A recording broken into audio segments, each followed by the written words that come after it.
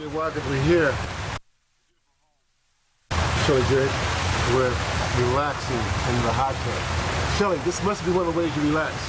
It really is, RJ. You can come out here and sit in the water and be warm. Well, actually hot. It's a hot tub, not a warm tub. Okay. And the scenery with the big screen television in the back there, the waterfall. Yeah, that's a 53-inch television. Okay. And I wanted it large so when I'm here, that's a long ways away. I can still see what's going on, and we have the speakers piped in all through the yard. So I can hear what's going on. Shelley Garrett. Let's talk a little bit about your hobbies. Okay. What are some of your hobbies? I like playing chess. Okay. I like quiet time. Okay. I don't have many hobbies per se. I guess, I don't know if I want to consider writing a hobby, or is that a profession, or would you call writing a job? Well, I don't know. I write, I guess I write and direct news for a living. So, yes, you could say it's a job. But I also do it for pleasure. Pets. I noticed Vanity. Vanity. That's my 10-week-old Great Dane. Okay. That's my baby. That's your baby. Yeah. Now, I talked with someone in the office, and they were telling me that you were going to get some type of bird. Is that true? Who have you been talking to? That was Diamond. The Diamond Tail going to get a bird? Yeah. I'm looking at a macaw.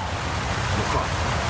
It's a beautiful tropical bird, vivid colors, long tail, and they talk. And the macaw talks well. Really? Now, are you sure you won't have a macaw in the house? No. We could tell. Well, actually, the macaw won't be in the house. The macaw will be outside. Oh, really? Oh, yeah. It will be out here. Will he fly away, or would he be in a cage? Oh, no. It'll be in a cage. It will be in a specially built cage. In fact, I'm going to get 2 or 3 macaws. Oh, really? Yeah. And I'll just place them out here in different areas, selected areas. Okay. Those are beautiful birds. Beautiful birds? Beautiful birds. Do you ride horseback riding? I love it. In fact, we have an equestrian trail right outside. I mean, it's not when I say we, not mine. The city has an equestrian trail that goes along the sidewalk for those who want to ride. And there's an equestrian center 3 or 4 blocks away where they film Black Velvet. Now, movies. We touched on that earlier. Would you like to star in a movie, or produce a movie, or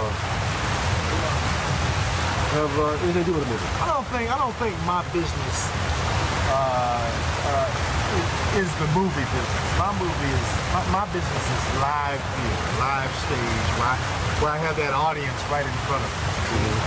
I don't know. Beauty Shop probably will eventually become a movie once it comes off the road, if it ever comes off the road. And I hope that's not anytime soon. It's in its 5th year. Okay. Probably Living Room. And the others, I mean, there's all possibilities for all of the shows. But I guess the biggest thing right at this point is Beauty Shop.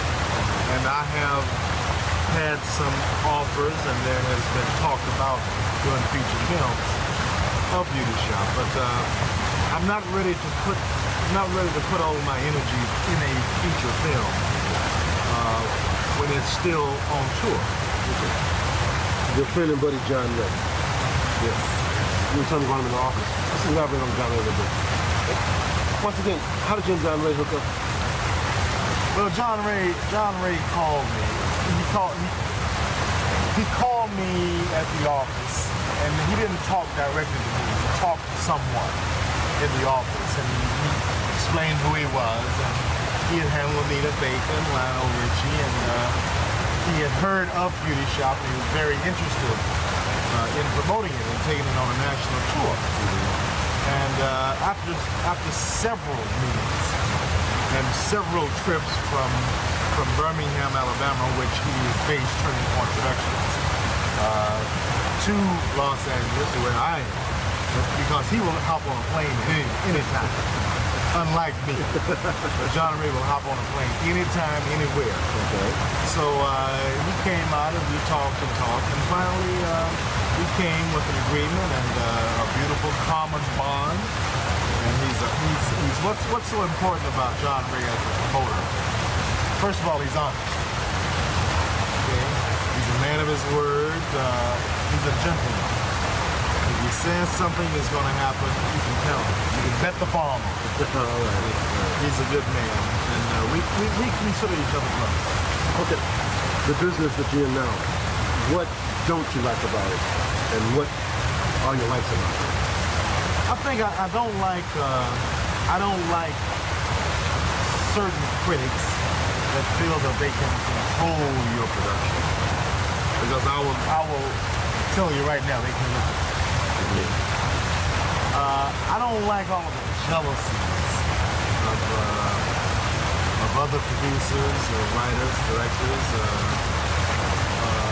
I think that in black field that there should be some type of common bond between other black producers, writers, and so on. You see, and if there is a show, yes, it's all competition. And competition is healthy, but it should not get dirty. You see what I'm saying? And it has gotten to that at a point. But you have to rise above that and keep going. You go into a city and you feel like you have to have that common respect, mutual respect for each other's show. You see? And I don't want to go into a city and someone comes in and they try to act as if it's a battle, okay? Because it's not a battle. First of all, we're gonna win. Positive attitude. Oh, we're gonna win. You have to be positive. Okay. You have to be positive. Okay. But we should be on the phone saying, listen, are you going to X city this month? And if so, maybe we can reroute. Okay. Instead of trying to go into the same city At the same time. on purpose. Okay. Just because you're there, I'll show you. You see? And I have never done that, but a few times it's happened to me a couple of times. And I have felt like doing it to them. You see? Are there a lot of black writers doing it professionally like you are? No, I don't think there's a lot of black writers or black producers or black directors. Well, let me put it this way. Yes, there are a lot of black writers. Right, okay. There are a lot of black producers, and there are a lot of black directors. Okay. But no one wants to give them a chance. You understand? Okay. So that's what I spoke to you before about. I'm always trying to give someone a chance. Well, how would you promote someone in your company? I guess that's what I say. Is there room for promoting your company? Oh, there's always room for promotion. Always. If you're in a position, or if you're in a job where there's nowhere where you can go, why are you even there? I've never understood that. You're wasting your energy and talent. Okay. All of my actors know. If they continue to give a good performance, and if they can show me some self-creativity in their character, then you think enough about your show, you think enough about yourself and your company, then there must be some type of desire there that you want to do something else. I can see it. Okay, and I'm going to give you a perfect example. The Kim Whitley thing, the Kim Whitley situation. Kim Whitley was in Beauty Shop. She played 4 different parts in Beauty Shop. She was always there. When I needed her, she was there. She could do it. Okay? And it was not a part sometimes that she had even looked at or paid any attention to. But I needed her there, and whatever's best for the show, she was there. Okay? And she's very creative. She would take that part of Sister Rosemary and just run with it. Oh, yeah. And just run with Sister Rosemary. And I looked at that real hard, and I knew it was time, and I knew she could be a benefit to the company. and I gave her living room as director. That was her promotion. Okay. And I'm still looking at other people in the company for promotions. That's good. And that opportunity, you know, sometimes it doesn't come overnight. But if you're patient, it will come. What's happening in the country, in the world? This thing with drugs. Oh, God. You know, I think drugs, I don't understand why a person would put something in their body, whether it be by vein, needle, nose, mouth, or whatever. I've never understood why a person could put something in their body that they know is going to kill the brain cells, or is going to control your mind where you don't know what you're doing. And before you even put it in your body, you know that's what it does. You see, that's what puzzles me. And it's killing a lot of good people. It seems the more they say don't do it, it seems, I don't know. It's like a taboo. If it's taboo, well, if society is telling me not to do it, it must be good, let me do it. You see? And it must be what people are thinking because so many people are doing it. So many people are trying it. I remember when I was in high school, you know, some of my friends and classmates would smoke the marijuana cigarettes and do their little thing. Well, that was real big when I was in high school. They'd pass it around and I would be surprised because first of all I'm wondering why am I in that environment, you know? But I just happen to be maybe at a party or something, and all of a sudden you look up and people are passing something, it's there, you know. So when it comes to me, I would always say no and get talked about. After you say no, you get talked about. But I would not give in to that pressure, you know, calling names. In fact, I wouldn't even get angry because I knew in my mind I'm doing the right thing. I was always taught to do the right thing, and you have to know what's right and wrong, and I think most people do, but some people don't care, and the ones who talked about me and well, you know, half of them are dead right now from drugs, or out of their mind, or walking around here like zombies. They don't know. You understand what I'm saying? So. I don't want to say who has the last laugh because it's really not funny. It's really not a funny subject. But look at us now. Education, what's important to you? Very.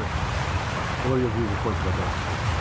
To the young people that might be watching. Well, to the young people and anyone, I don't think you're ever too old to get an education. You know, if you're 40, 50, 60 years old and you feel like that you want to be educated more or continue your education, then I think you should do it. Because I don't, you know, this thing, well, I'm a little bit too old to be going back to school. No one's ever too old to go back to school. And I truly believe that. But for the children out there and the young people who are even thinking about dropping out of school, and who are even thinking about, well, I think I'll join a gang, or I can make it without the education. Trust me, you are wrong, okay? Trust me. Okay. If you're gonna get in this business, or if you're gonna get in any business, you have to learn how to read. Okay. You have to, even when you're applying for a job, you have to know how to read the application. Okay. If you don't know how to write, how are you gonna fill it out? Okay. And when you start making your money, how are you gonna count it if you don't have the math? You understand? So you have to have a well-rounded education. You know, people try to get away in school. I remember when I was going to school, and they would say, well, I'm just going to take PE and this real subjects that they knew would be no benefit. You see, and who are you fooling? Yeah, you were doing it real easy then. But I wonder what you're doing now. What do you say to some of the friends that you might come to your show, an old school buddy or a girl that you used to know from high school, and you're sort of looking for you to, they might think you owe them something because you know them from way back. How do you handle it? I get a lot of that. I get a lot of that. I don't try I try to treat everyone the same. Okay. I know there have been a lot of people that have come out of the woodwork that I truly don't remember, and you can't remember everybody. Okay. And I don't want to be really classified as, well, who does he think he is? You know, and that happens a lot, an awful lot. Okay. But I just cannot remember everybody. All right? I mean, you know, it's been a while since I was in high school, you know. But if you can make me remember, I mean, I won't shine you. Oh, well, you know, I will stand there with you. Well, make me remember. Right. You know, what did we do? What happened? And sometimes it's for real, and sometimes it's not for real. But even if it's not for real, I like that gusto they have. You know, I mean, it's fun. Why not? Why not go for it? Okay. But my old friends, you know, that I see sometimes, you know, and I invite them to the show, and I try to sit them on the front row so they can have a good seat and enjoy themselves, and they can say, hey, Shelly's still the same old Shelly. Okay. And that's important. That's good. Relatives. A lot of relatives? Yes, I have, well, I don't know about a lot of relatives. I'm sure everybody has a lot of relatives, but half the time you don't even know who they are. Right. The third cousins and the fourth cousins and kissing cousins. Okay. Here, I have my mother and my father, my son, my daughter, and actually, that's it here. Okay. Then in Dallas, where I'm from, you know, I have aunts and uncles and cousins, real first cousins that I know, and we do communicate. But I don't have, you know, some people might go everywhere they go, they have a relative, and that might be so with me, but I'm not familiar with it. You travel how many weeks out the year? I travel about 9 months out of the year. About 9 months out of the year. So, another 3 months, what are you doing? Another 3 months, I'm either here or well, I'm here, actually. Okay. Yeah, but I'm not here for 3 straight months. You know, I might be here for 2 weeks. I might come in for a week. You know, just get tired of being on the road. I mean, these hotels can wear you out. The hotels and the hotel food. Fast food. Yes, it can really wear you out. It can be very tiring, and the travel, it's very, very tiring. By the time you see us when we come to your city, you know, we have a big smile on our face and lots of energy. But trust me, it's tiring. But it's something I would never, ever give up. What type of foods do you like? What are your favorite foods? I like soul food. Soul food, right? Yeah, I love soul food. I know when we were in Harlem, I hung out at Sylvia's. Okay. When I was in Detroit, okay, Steve's, yeah. Steve's and the New Detroiter. Okay. Okay. I know most of the soul food places almost in every city. Okay. And then I like Mexican food. I enjoy Mexican food. Okay. And always seafood is a favorite. You're a bachelor. Yes. You like that? Being a bachelor, do I like that?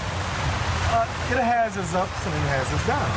I guess many people say being married has its ups and it has its downs. I like it at times. And at times, you know, I don't like it. When you get lonely, what do you do when you're lonely? Well, I don't know that I get lonely. Sometimes, you know, I'm alone.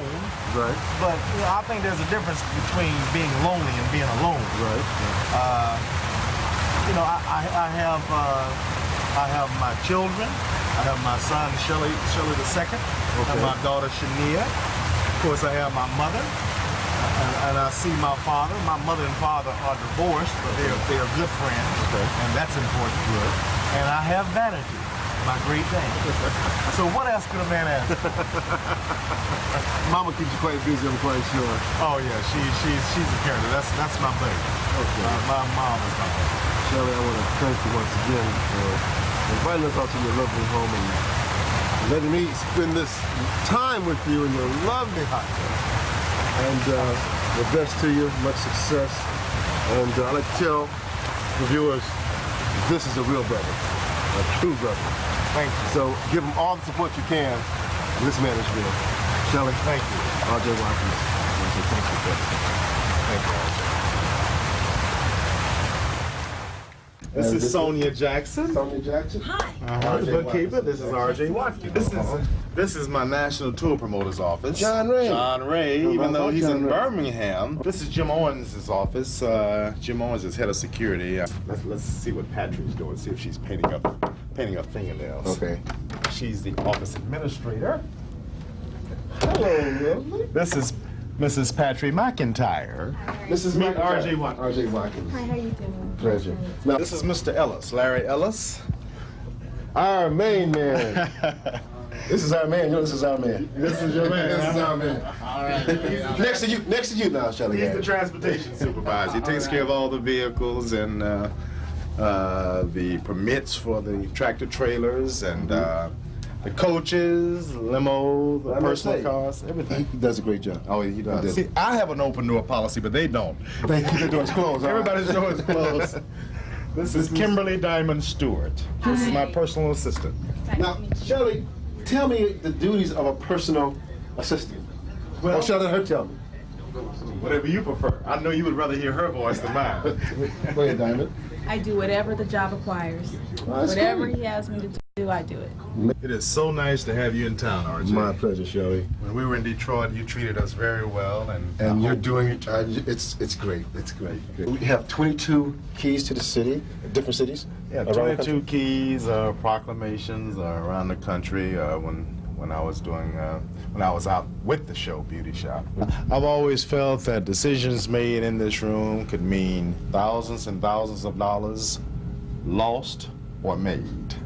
Now, when you make those decisions, is it a board meeting, and you listen to everyone, or you make the final It's decision? not a board meeting. I always have the final decision, but I will call in my staff, for instance, my production manager, maybe stage manager, a couple of actors, my head dancer, or I have an actors rep. I've appointed a representative, Kimberly Brooks, who represents the actors, and if they have any concerns, they give them to her, and she comes to me instead of 25 people coming to me Okay. from the stage, you see. Okay. And we'll sit in and we'll have production meetings and see how we can better any of the shows. Not to put you on the spot, but when you were in Detroit and we did a video production on you, did it make it to the video? Yes, it did. Not only did it make it to that room, it made it to my room too, because I have a TV there that I watch things over and over and over to try to better myself. Uh-huh. Okay, great. Thank you So for we know RJ is going to make it to both rooms. I have a key. You have a key? It just appeared. Okay.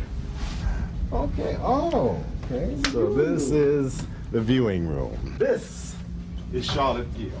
How you doing, Charlie? Hi. R.J. Watkins. This is my personal business manager. This is the chilling suite. I don't know if you want to look at that. Sure, but, we will. this is where the coffee breaks are and, Okay. the donut breaks. This is Suzanne Myers. I think she's gone to lunch. Well, this doesn't even. That's her office. Okay. She's a controlling producer. When I put up a show, I would train a producer to how I want it done. Now this is Robin Lester's office, my secretary. It's easy on her and see what she's doing. Hey. Oh, and she has company. Robin Lester, meet R.J. Watkins. Hi. Pleasure. And this gentleman is Mr. Ralph Hope, the production manager of Beauty Shop. How you doing? Nice to meet you. Shirley, you're a remarkable man. How do you handle all this? Well, thank you very much. That's a compliment coming from you. But you know, like they say, it ain't easy. It ain't easy. Okay. Okay. But it's fun. I love it. I enjoy doing it. And, hey, that's what I'm here You for. having fun? I'm just here to serve.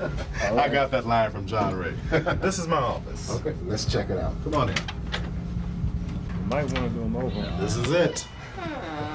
Beautiful. Thank you. What do we have here? Beauty Shop.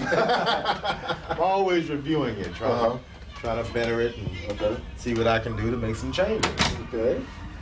That's the show. Do you have two VCRs? No, this is one VCR. CD? This is a CD player, a receiver, and another CD player. Okay.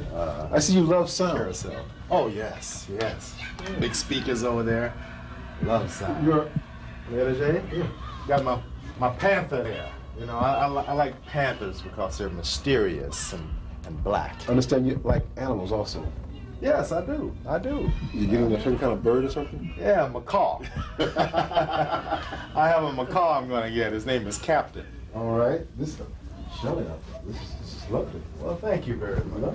It's lovely. This is where I spend most of my time When you're at the office. when I'm at the office. This is it. Shelley Garrett. Yes. John Ray is holding for you on line 12. The Wilshire Bell is on line 8. And also Fox Theater in Atlanta would like to know if you'll extend the show for 4 more weeks because the first 4 weeks is sold out. And they're on line 11. All right, thank you, Kim. You're welcome. I guess what I'm trying to say is, I want to party.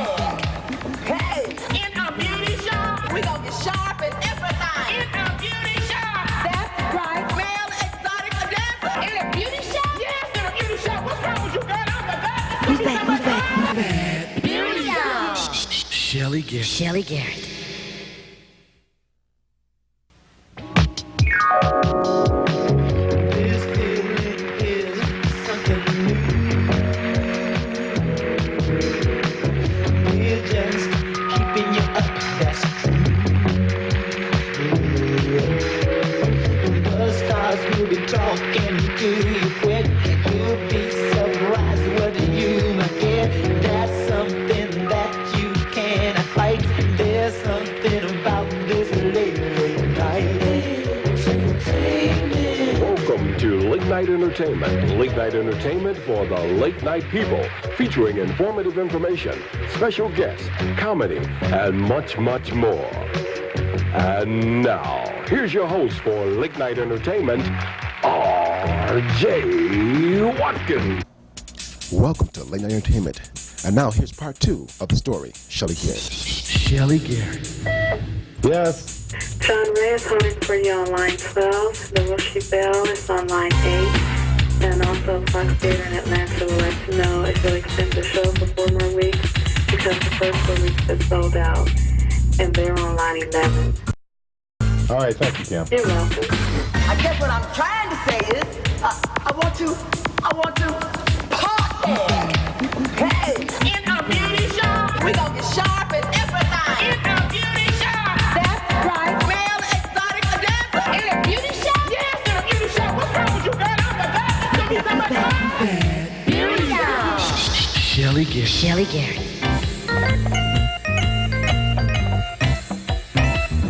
R.J. Watkins is here.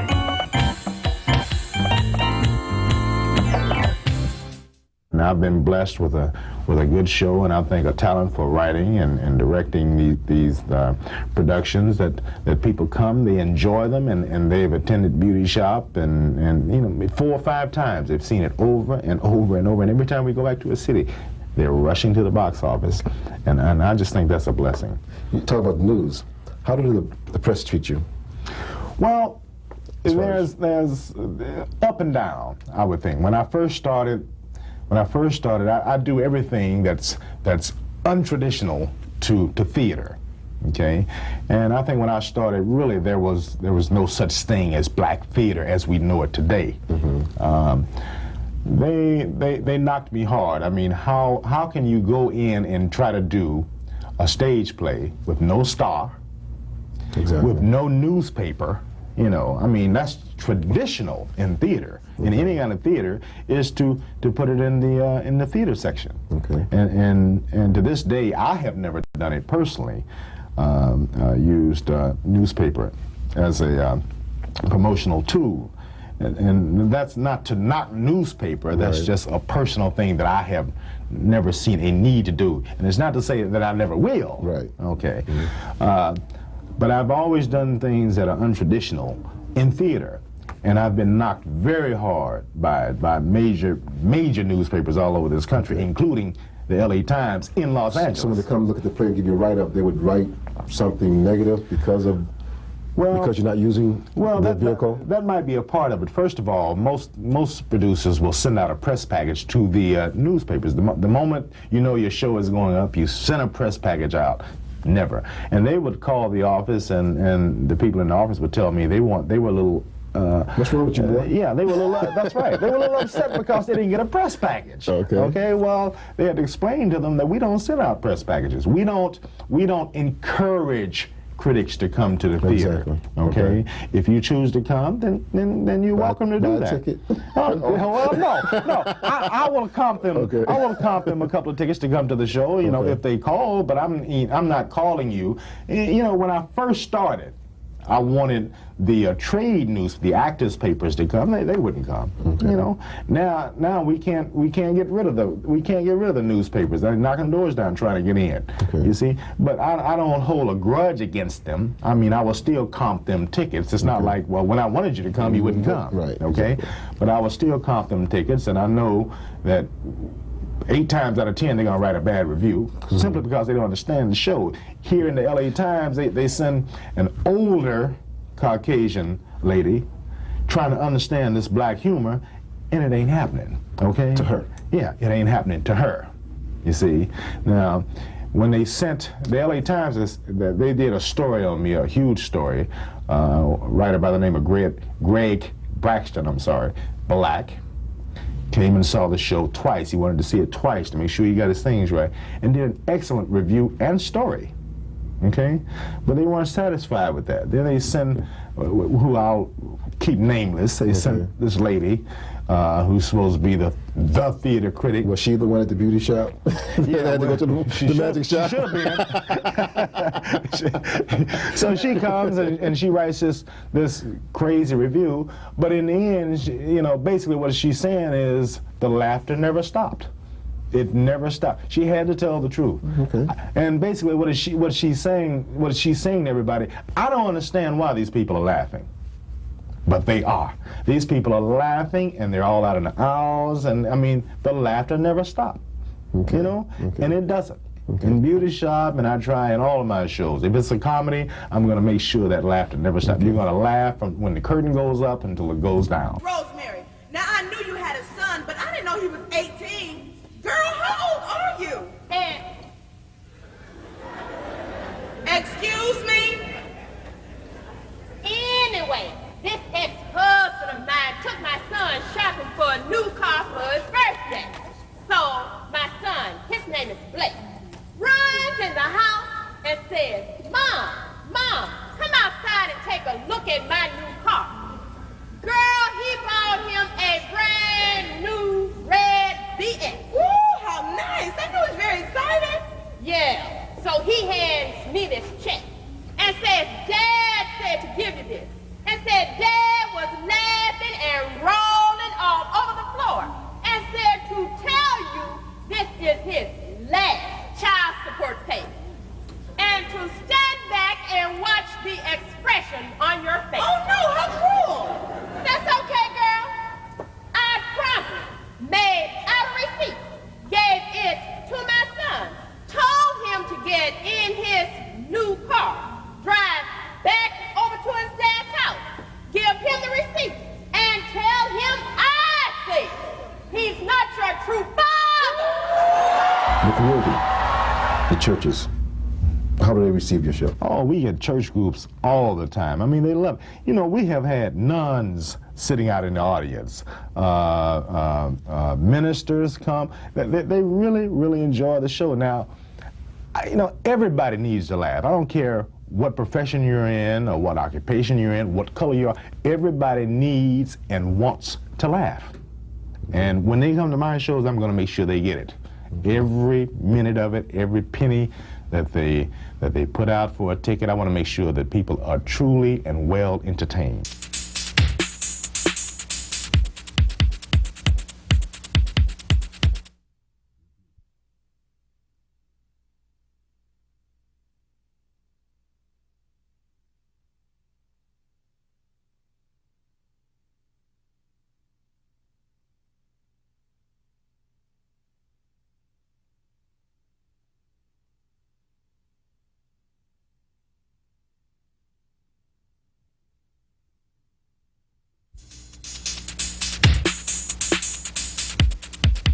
Beauty Shop, was that your first production?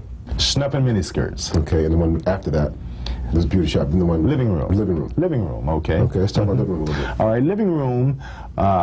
Living room is a show about relationships and the things that couples, whether they be married or unmarried, just together, what they go through, and it's just a lighthearted look at the fun and oh yeah, it's a comedy. It's a comedy.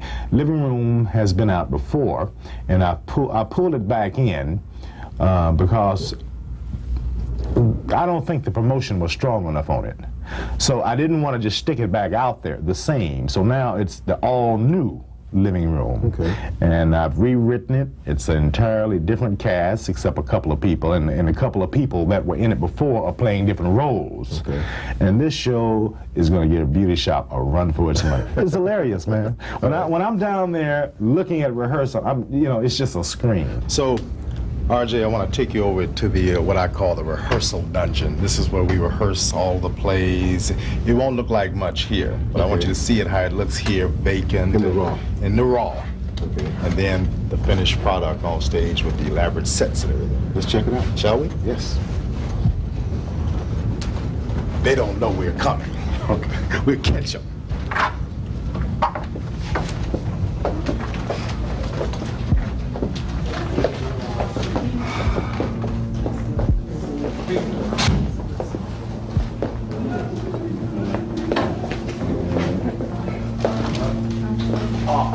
Arthur, Venus, take from the top.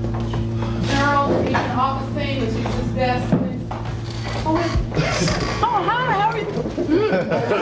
See, we caught him doing nothing. Answer a few questions that the cast had, so I'll take care of business. This is the cast of Living Room. Okay. Hello, Kat. Meet R.J. Watkins. How you doing, Mr. Watkins? Pleasure, Kim Whitley. I got Kim Whitley. I'm going to use this. Nice to meet you. Excuse the balloons. What are the balloons for? Congratulations on my promotion. My boss named Shelley Garrett. She gave me a promotion, and this girl thought it was nice of him, so she guess she should give them to you. Here you go, these are for you. We're going to take it from Arthur, office scene. Let's have the office scene right here, please. Everybody in places? Are we ready? Stand by, stand by, stand by. Action. Yeah, girl, I did call Mr. Stratford, and I told him everything. That Miss Venus is here just hot to trot over this new man. Yeah, oh, I'm sorry, I've got to go. We'll get back to you on that order. Thank you, and have a nice day. Arthur, what do you mean he's got to go? I believe I've made myself clear. Well, shouldn't that be my decision since it is my shop?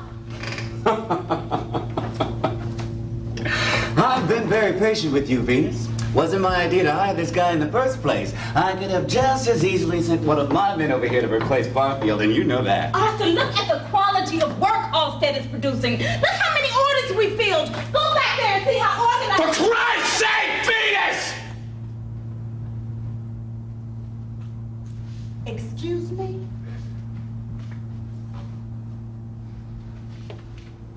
Why is it that every guy you meet, you have to act silly over? I am not acting silly. You don't need to be out in public, period. And what is that supposed to mean? You are so gullible, so silly to the ways of the world. These guys come up to you and throw you their fancy lines about all the things they've done, all the places they've been, and you fall for it. And all these guys are doing is ego tripping, baby. Trying to see how many women they can get to fall in love with them. Tried to tell you in the beginning. Tried to get you to see before you came out here calling yourself Miss Independent. But oh no. You think you know so much. I'm so sick and tired of you cutting me down. Now, according to you, I'm a lousy cook, a lousy housewife, mother, bill payer, store manager, what else? How about lover? Well, now, we certainly can't say anything about any kind of loving, because I do believe you have forgotten how. I guess she sucked your boat. Hello. See there? There you go again. Going off of me for nothing. And now, you're trying to insult my manhood? Wasn't like this before. Not until you became Miss Store Manager. No. Now, actually, it was when Halstead came to work here. Thank you, girl. Arthur, you have been cutting me down for a long time now. Long before Halstead or any of the last 3 men that we've argued about. Me? What about you? I cannot even come home from a hard day's work and find a decent meal prepared for me. Oh, I cook every day, and I'm just as tired as you. That's what you call cooking. Pot pies and TV dinners. Oh, well then why don't you cook, clean, and pick up the kids? Hey! Lady! That's your job! You're the one that's trying to do mine. Get your goddamn finger out of my face.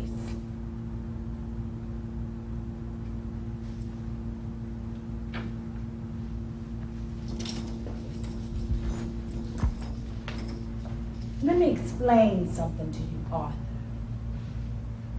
Before I knew you, I was a lady. When I met you, I was a lady. When I married you, I was a lady, and when you're gone, I'll still be a lady. Now, if all of that is clearly understood, then I am your wife. Don't ever get the two confused, and most importantly, don't ever forget the order in which they're in. Now, I want you to try real hard and be man enough not to ever point your finger in my face again. No, Venus. First, you are my wife. And your statement about being a lady, well, that's something we'll have to discuss further. Well, excuse me, Rambo. I guess I forgot my place, huh? Uh-huh. I guess you did. Hello, Oprah? Out. But Mrs. Stafford. I said out. But Mrs. Stafford. Mrs. Stafford, can you do that little thing you do with your hand? Out! Look at you, Venus. You ought to be ashamed of yourself. How much do you know about this guy? Okay. I've heard about him from a... We're going to take it from the circus scene. We just want to do that little piece real quick. Oh, there is more. Just so that everyone... Yeah, you see how it's working? You see how it's working? It's coming along. Actually, sir, I wanted to throw that Rambo line back in there because it really wasn't working with the other. She couldn't feel it. So we put the Rambo line back in so she can sway with it and get the momentum. How you doing? The basement dungeon. This is where the sweat and the hard work is done. Okay, can we meet the... Yeah, why don't we? Okay. Let's call up, it's Kimberly? This is Kim Whitley. Kim Whitley. K-Y-M. Okay. She had to be different, but she's different anyway. What? I learned everything from him. I noticed. I was just alike. Bring the cast up and let's meet them. This is the wonderful, wonderful, very, very talented cast of Living Room. Please come up and join us. This is our so-called rehearsal set. Okay. Of course, we have a lovely, lovely set that goes with Question, when we walked in, we noticed that it was sort of quiet. Were you working, or was that a part of the play? Well, what happens is sometimes actors... Moving right along, okay. No. I'll get out of that. We're having a meditation period, the time for the actors to get into their characters. We do a little yoga, stretch. You buy that, sir? No. Okay. Save it. You talk about how to spend his money. All right, let's get an introduction. This is? My name's Mercy McDaniels. Mercy. How did you get the part, Mercy? Well, I actually, as a part of Living Room, the first time it went out, I played a different character. I played Gerald, and this time back, I switched up, and I'm doing a different role. Okay. In 30 seconds, give me one of your favorite lines in the play production. One of my favorite lines in the play. Well, okay, here you go. My wife is played by beautiful Wendy right here. Okay. I'm a high-powered business person in the show, and she doesn't cook for me at home. Oh. And she claims that she cooks well, but she doesn't. Bad wife. And like you saw earlier in the scene, she tried to describe to me what she actually does at home when she's cooking, and what she really does is make pot pies and TV dinners for me, and that's what gets everything started. Okay, but I want you to act it out in 30 seconds. Okay. 30 seconds, just one part. Well, what do you say to me right before that? I cook every day, and I'm just as tired as you. And I laugh and I say, oh, so that's what you call cooking, pot pies and TV dinners? Okay, that's good. And this is? I'm Wendy Robinson. Wendy, how did you get your part? Well, I was playing Terry Fuller, the owner of the Pamper Me Beauty Shop. Okay. And fortunately, I was cast in Living Room to play Venus Stratford. Okay, give me a part, 30-second part. I'll take over. Well, excuse me, Rambo. I guess I forgot my place, huh? That's my favorite line. Just ask what today is a favorite line. Your name? Calvin Reese. Calvin Reese? Yes. And how did you get involved? Oh, I've known Shelly, and we did some shows earlier, so he spotted the talent, and he just uses me in different... he spotted the talent. Yes. Let's get it correctly. He spotted the talent. Okay, 30 seconds. Now, Mr. Stratford, I don't mean to be gossiping, but your wife and the new guy have been going to lunch all this week, and I haven't seen as much as a toothpick in their mouths. But I don't mean to be starting no mess. You see? This is? My name's Evans Johnson. Okay, Evans. I play Halstead. Okay, and how did you get a part? Well, I had a part. I was Francois in Beauty Shop when it first started, and I worked with Shelley in production. Okay. So I guess when Halstead came along, he thought about me. All right. Gave me a call offered. 30 seconds. Oh, well, my favorite line just got cut yesterday. Are they trying to tell you something? Oh, Mama dished you dead in the leg that time. Stop laughing. That's it. It got cut. It got cut? Well, that's okay. That's okay? Yeah. You're still here? Hey, I'm still here. All right. Okay. Okay. Your name? Hi, I'm Latanya West. Tanya West? Latanya West. Latanya West. Right. And how did you get involved? Well, I just heard about the part. I heard that they were auditioning people, so I just came down and gave it my best shot. Notice how she just came down? It wasn't quite like that. Okay, I'm not acting. Okay. 30 seconds. All right, well, I can't give 30 seconds. I can just think of one line. Okay. But Earl, you got a girl in your bedroom.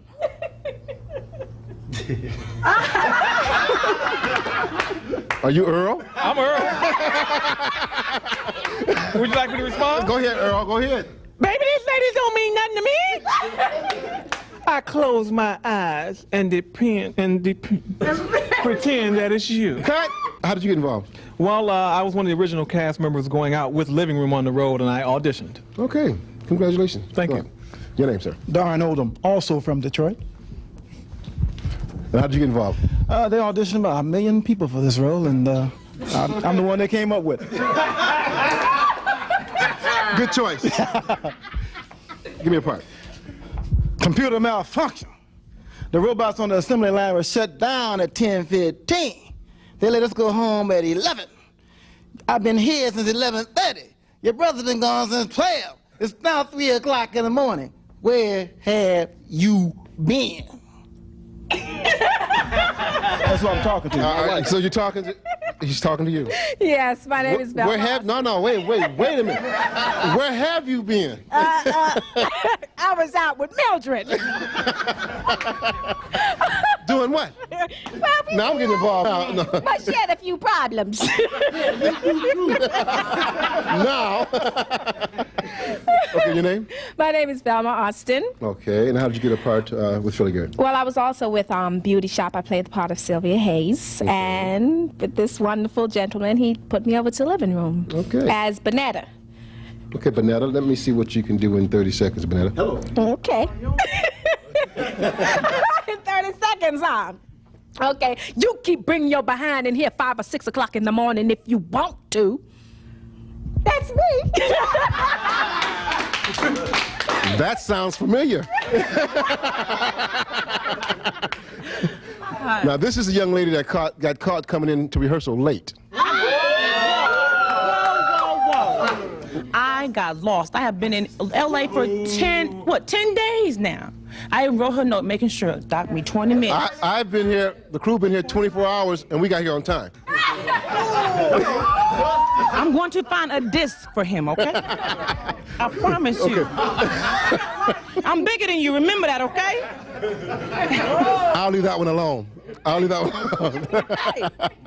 Nah. 30 seconds, give me a part. Oh, I need him. I thought you were talking about okay, go ahead. Go ahead. Okay. So you're saying that you didn't have an affair with her? Stop with the leading questions, counselor. I am not on trial here. Look, boy, you answer me.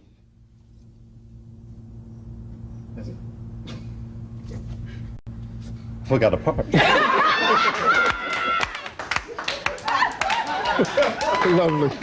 Your name, sir? My name is Charles. Charles, how did you get a part with Shelley Garrett? Well, I owe Mr. Garrett a lot of money, and this is one way to pay it off, huh? This is one of several ways that I'm paying it off. Okay. You got a car that needs to be washed? Yeah. No, Mr. Garrett, well, some of his cast members from Living Room spotted me. I'm from Beauty Shop, spotted me in Shreveport, and they told me to come on down and talk to Mr. Garrett. And from then on, he was gracious enough to write in a part. The part that I'm doing was not originally in Living Room. Mr. Garrett wrote in this part, and I'm the narrator as such. And I know this is going to be great if you've written in. Yeah. Well, I was chosen. I'll give you a minute. I do a character on the show. His name is Old Man Sam, and he knows everybody. How y'all doing? Welcome to Beaster Heights, Michigan. This is a small factory town where everybody knows everybody's business. Now, you got a fellow over there by the name of Good boy, I told him everything he know. Playboy, got more women than the dog got fleas. And then again, most of the women think he is a dog with fleas. That's great.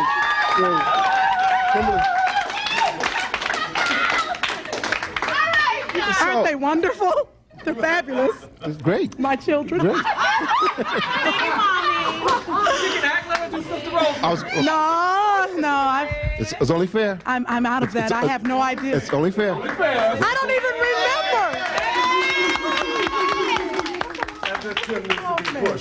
I can't even remember. And you come over here. And you were promoted and you can't remember? You know, it's hard once you get into this state of mind and salary-wise, it's difficult to go back. Come on, baby. Dad, baby, let me tell you about Frank now. See, Sugar, come on over here and talk to Mama. I see you ain't got no clothes on again. The child done came out here and wore her brassiere. And what them hoes for, Sugar? I said, if you're gonna get some early.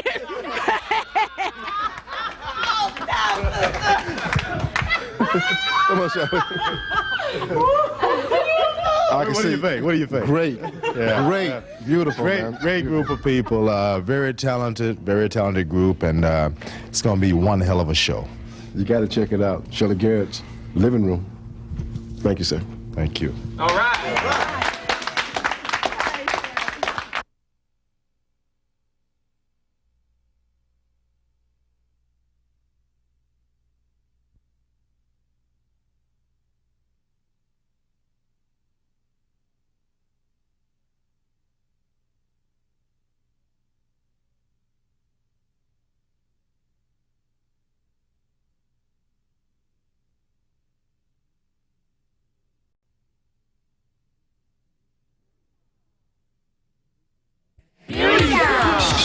Shelley Garrett. Shelley Garrett.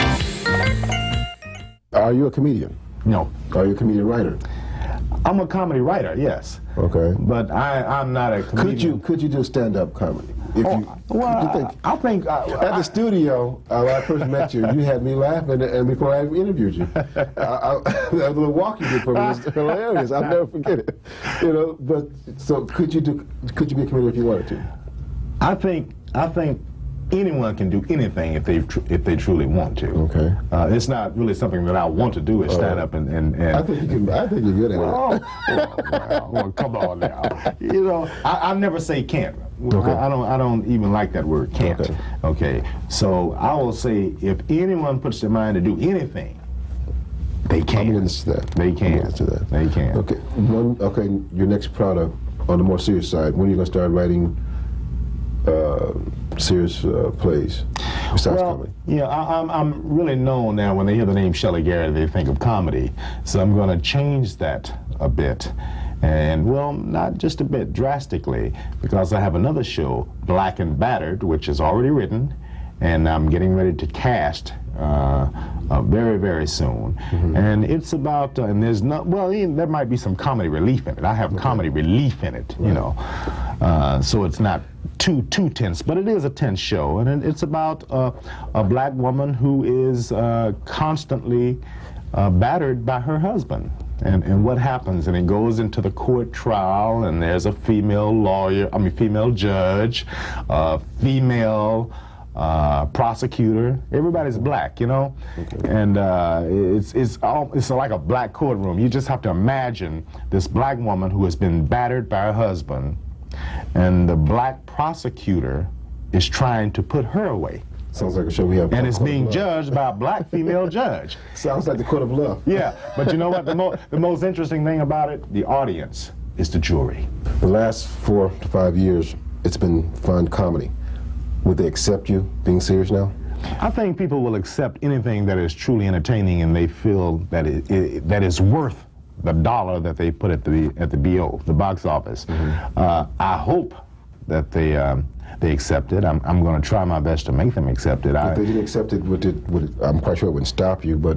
No, it's not going to stop me. It just, as a matter of fact, it would give me more incentive to make you accept it. To make you accept it, right? That's exactly right. That's exactly right. I don't want people to put me in a shell of just a comedy producer or writer or this type of thing. I'm going to be looking at musicals. I mean, I have a lot for them coming. Okay, so let's talk about dollars. Broadway dollars and the ego that comes with the dollars. Not necessarily your ego, but ego of people around you. The dollars on a ticket. What's a ridiculous ticket? What's a comfortable ticket for a play? Basically, I think that's, it depends on what market we're in. I would say in New York, for a Broadway show, a comfortable ticket would be anywhere from $50 to $60. Ridiculous ticket on Broadway, I would say, is $75. I don't care what the show is. When we were in New York, we did the Beacon Theater, and our ticket was $35. And we broke their box office record in history for gross dollars and attendance. Okay. So I feel good. I love New York. I love New York. Is there a difference in black dollars and white dollars? I guess at the box office. No, I don't really think. I think there's more white expendable cash than there is black. But as far as the dollar is concerned, no, I don't think there's any difference. Okay. There's a difference in the audiences, but as far as the dollars, no. On Broadway, you could be on Broadway, but they don't call that playing on Broadway. Absolutely. Am I correct? Explain that for me, please. Most of the Broadway houses in New York, and I mean Broadway, are not actually on the on Broadway. Why would they call them Broadway? Well, they call it Broadway because it's the Broadway district, and they don't refer to it as the Broadway district. They just say on Broadway because in the area. Huh? Yeah, that's the most popular street in New York, Broadway. Okay. And of course that's out in Manhattan. Now, when we did New York, we were actually on Broadway, 75th and Broadway, which is where the Beacon Theater is. So we can honestly say we played Broadway in New York. Okay. The theaters in the Broadway district are extremely small. There are about 1,500 seats. Well, extremely small as we know it as our tour. the Beacon Theater where we played is 2,700 seats, and we sold it out every night. We were there for 7 weeks the first time. Then we went back for, I think it was 3 weeks with Beauty Shop, both times. So New York was very favorable to us. The press in New York, television, a lot of television interviews and so on. Everything was very favorable. I always have about 75% good as far as the critics are concerned, and about 25% negative or mediocre. Okay. Why is Broadway so important to a playwright or a production? Well, I think Broadway is very important as far as white theater is concerned. Okay. It costs a lot of money to even do Broadway, to even set up, because so much is expected to do. When the audience comes to see a Broadway show, they expect elaborate sets, $1 million sets, $500,000 sets. They expect to see major superstars doing those roles. They expect this, you know. And one man or one woman with a pen, who we call a critic, can kill that show overnight. And it's been done many, many times. It could be a great production. Oh, great production. Great production. And if they write anything negative, and I suggest you don't go see it, that white theater market, they live by that. They live by the critic's pen, you see. And they have knocked us at times, 25% of the time, I would say. They have knocked us hard. But it didn't hurt you? My critic is the box office. That's my critic. You know, I don't care what you write about the show. I don't care what you write about me. You know, we have lines wrapped around the block because the audience wants to be entertained.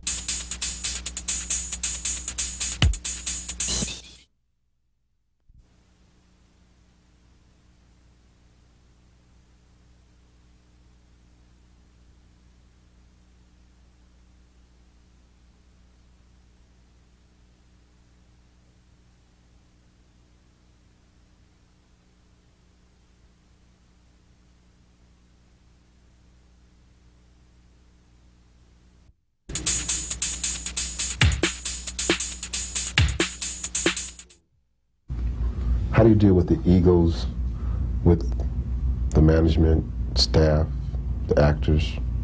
My staff? Yeah. My staff? I think it's all in place. I think it's all in place. We have meetings, we have cast meetings, and I want them to vent, you know, to release any concerns they have. We don't deal with complaints. Okay, complaint, I don't even use that word, and my cast is very aware of that. If you have a concern, then you bring it to me or bring it to someone who can get it to me, and we can deal with it. And you have an open door policy? Oh yes, absolutely, absolutely, anytime. Oh yes. Why is the door closed? Just a joke. Why is the door closed? Just a joke. Well, you know, just that's a bad great. joke. I love that. Talking about comedians. Is that you? No, you should get into that. I mean, really. I just wanted to bring a little bit to the great. script. That's great. But the egos, you deal with them. Oh yeah, oh yeah. It's if they're, you know, the Beauty Shop is the #1 show, black show in the country. Okay, and I have people in Beauty Shop that had never been on stage in their life. Okay, but I wanted to give them a shot. You see, and they're in the show, and sometimes you see that same person making demands. They don't actually make them to me, but it gets back to me. Have you ever had a member that was a great person on stage and thought that he or she made the play, and if they were eliminated from the production, that the box office would fill it? Well, first of all, there's no one person makes the play. I understand. Okay. But sometimes it's an ensemble. I understand what you're saying. I have never allowed any cast member or any production member to try to back me in a corner. And it has been tried. It has been tried. But I will replace you in a minute if your ego gets out of line or if you do anything to harm the show, not to harm me. Harming me means nothing. You know, talking about me means nothing, okay? But if you do anything to harm this show, you're gone. Well, the show is you. And that's just a... You are the show. And that's just... Well, no, I'm not the show. They are the show. The cast, they make the show, okay? The only thing I gave them were the lines and the direction, okay, how to deliver the lines or the idea. You see what I'm saying? But they actually make the show. Okay.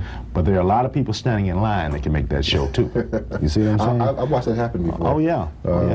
Actor was acting and she couldn't make it, and the understudy came in and smoked her. Oh yeah. The understudies are hungry. You know, the golden rule is never let your understudy have a chance to go on, because you might not ever see the stage again. And that's a traditional theater rule that I do live by. Okay. You know, if you're sick, you know, get on a crutch and go for it. You know, because anything can happen. That understudy sometimes is just they're itching to get on that stage. You know, understandably so. And in fact, I had one understudy. Well, the word got back to me. I'm gonna sneak in X's room and open his windows so he can get your cold, so I can get on. You know, so all those are little theatrical jokes that they all do within each other. But other big productions like Cats, for instance, how would you rate your show against Cats? Honestly, I don't know. I've never seen Cats. You'd be surprised at shows that I haven't seen. Obviously, it must be a great show because it's been running forever. But Cats, as far as I know, is a major Broadway show that does great business or good business. I don't know which because I don't know what their BO is. But they're doing something to stay on Broadway, you see. Now, I truly believe we could sit on Broadway for a long time. I truly believe.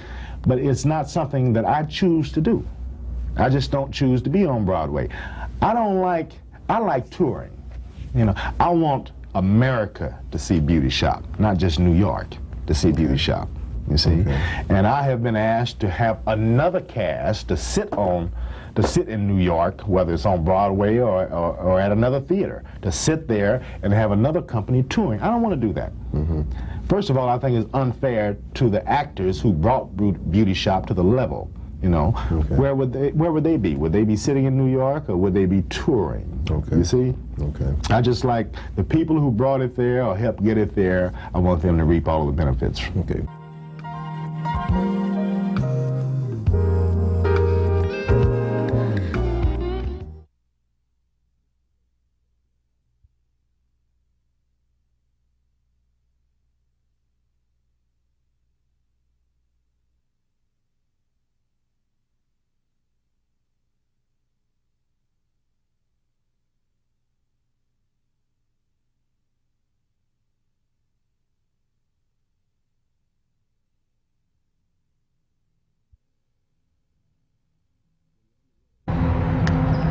When you're on the road 9 months out of a year, you need to travel in comfort and style. This is the way Shelley Garrett travels. Being on the road for 9 months out of the year can be very tedious and boring. That's where comfort, style, and an added dimension of class would make a difference.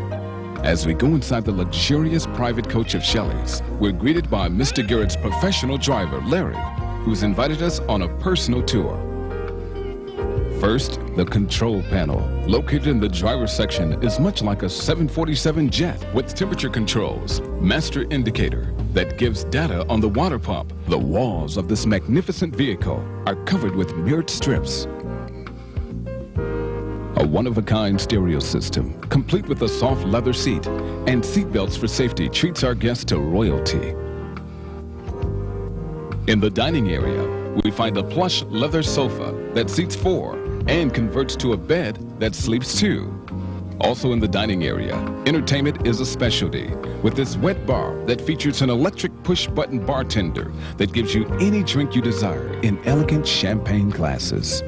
Here you'll find a beautiful kitchen with hot and cold running water, infrared stove and oven, cabinets with a coffee maker, trash compactor, And while you're cooking, you can enjoy listening to music from the AM/FM cassette jukebox. Behind this door is the relaxing sleeping area with bunk beds trimmed in rich leather. Each bed has its own private CD player, headphones, and intercom. Spotlighting illuminates each bed for easy reading. This is Shelley Garrett's media room, featuring a bank that holds 2 cellular phones and an intercom. Mrs. Garrett, the mother of Shelley, has a special place in this room that continues with 6 security monitors for the inside and out, 3 TV monitors that feature separate VCRs, Mountain, Central, and Eastern Time monitoring, and an electric billboard with the special words, "Stunning Shelley's Ecstasy in Black." And stunning is the word for this pleasure home on wheels, designed by Shelley Garrett. Another well-designed coach is Baby Ecstasy. Open with dramatic push-button features. Enhanced with 6 butter-soft red leather captain chairs with cup holders, plush carpeting, and a large leather sofa that converts into a sleeping area. This extravaganza also includes VCR, CD player, and TV monitor. The elegant decor of red and black continues with a central deck, cellular phone, and headphones. A mirrored wet bar and marble bath to top off this classy travel and entertainment center.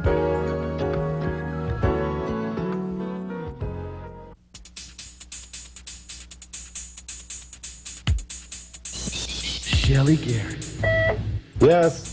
John Ray is holding for you on line 12. The Wilshire Bell is on line 8. And also Fox Theater in Atlanta would like to know if you'll extend the show for 4 more weeks because the first 4 weeks is sold out. And they're on line 11. All right, thank you, Kim. You're welcome. I guess what I'm trying to say is, I want to party. Hey, In a beauty shop. we gonna get sharp and everything. In a beauty shop. That's right. Male exotic dancer. In a beauty shop? Yes, in a beauty shop. What's wrong with you, girl? Oh my God, it's gonna be so much fun. Beauty shop. Shelley Garrett. Shelley Garrett.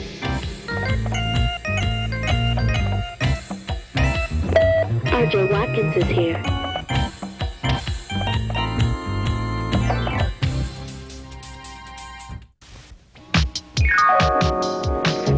This feeling is something new.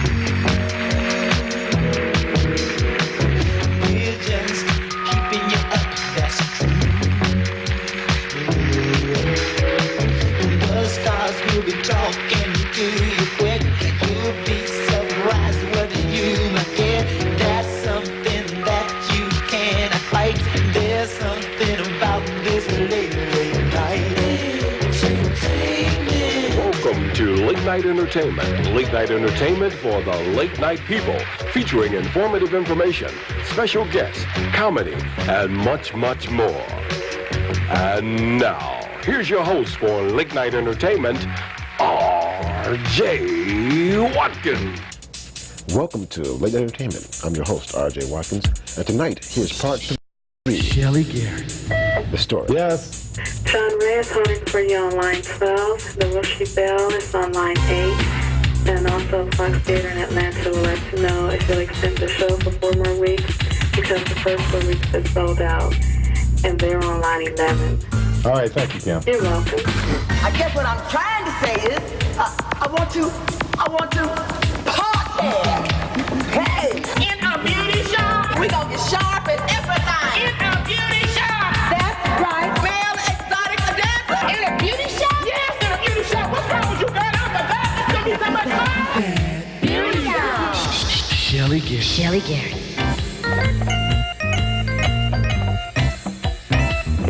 RJ Watkins is here.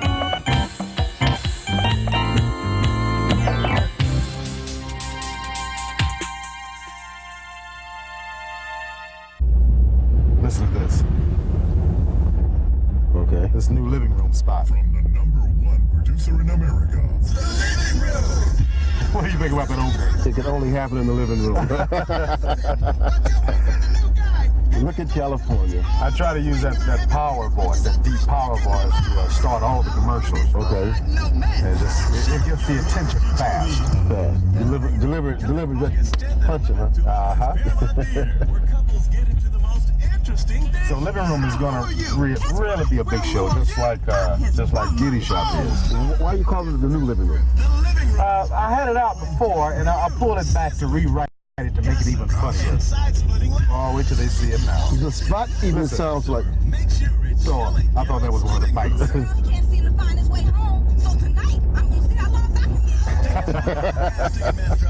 The spot even sounds like it's new.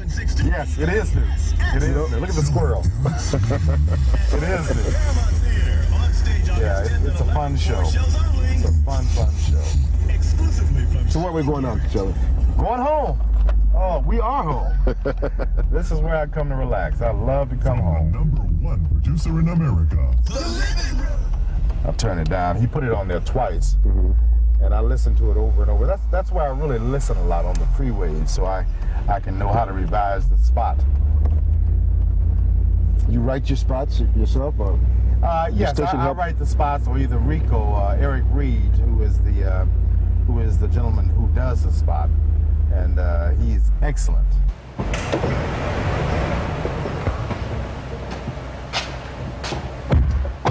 Lovely. Thank you. Let me show you the front. All right. This is where I plan on writing some more hit shows. The next hit will be right here? Yeah, right up here. I'm going to put a fan for a nice breeze, and it's going to be very comfortable listening to the birds and the water. Watch your step there. Okay. Okay. I want to take you over here to the hot tub. Hot tub. And all of these rocks are man-made and sculptured. Oh, did you do it? No, I didn't do them. Okay. I didn't do them. It gets very hot. It gets up to 104 degrees. Okay. It seats 15 people. Why don't you test it and see if the water's hot? Yay, man. See? Hot tub. We have a show in Detroit. It's called Hot Tub, and I love it, man. Yeah, I've heard of that show. Oh, great. That's great. So all of these rocks, like I was saying, he comes out and he sculptures the rocks with a scalpel, and they're wired in solid concrete and paints them. So everything is supposed to look very natural, does it? Wow, it looks very natural. How long did it take to do this, man? About 4.5 months. Okay. To do all of this. Okay. 4.5 months. Now the deep end is here at 7.5 feet deep. I have this pool vac, which constantly keeps the pool clean and sparkling. So anytime I feel like taking a dip. Okay. Have you ever accidentally fell in? I've been pushed in. Oh. But it's okay. I can swim. I do that pretty well. All right. Then these are robolinis that I have around the pool. Robolinis. What exactly is a robolini? Well, it's a small tree. Okay. There are 3 here. Some are tri-trunk and double trunks. Right over here is the fish pond. It's going to be a fish pond. It's just a hole now. And I'm going to put some Japanese corp right in there. Japanese what? Koi. Okay. Japanese koi right in there. The big, long, yellow fish. Never seen one. Oh, beautiful. Are they? Yeah, they're beautiful. Okay. And we go up these steps here. These steps are also man-made. Watch your step. And you designed the whole entire... Yes. And then the water comes from this waterfall and comes down the stream and just goes right in the pool. It's beautiful. Breathtaking. Now I want to show you the cave. The cave? Yeah. There's a TV, color TV, security monitors, security gate lock, and everything. A bar. And this also gets 104 degrees. Man, this is out of sight. So it's very peaceful up here, nestled in the hills and the canyons and listening to the birds. There's a lot of hawks up here and owls and road runners. So this is what you call Shelley World. This is it.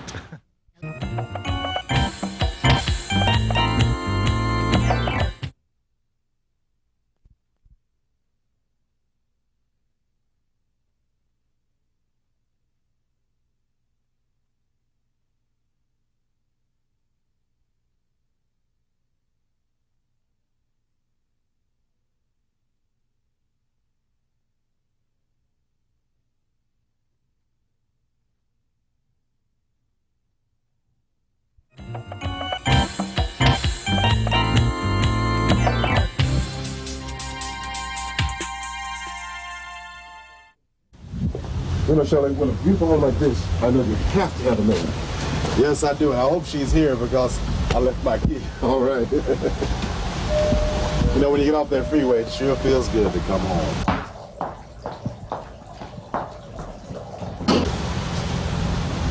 Whammo! She's home. Hi, Ruth. How you doing, Ruth? This is R.J. Watkins. Oh, my goodness. Shelley, this is great.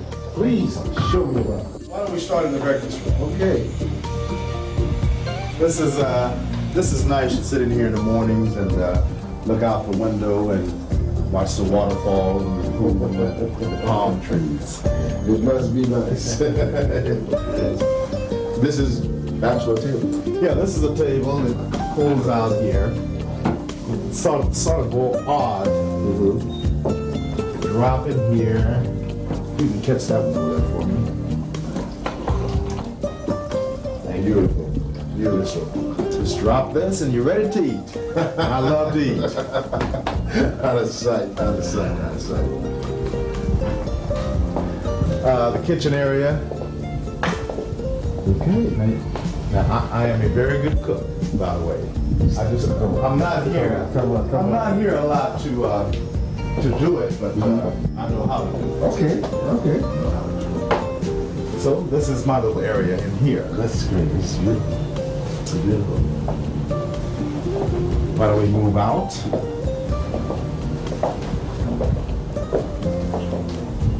In this area back here is the laundry room, and there's a porta bath off the garage. That's the garage area over here. And this is the dining room.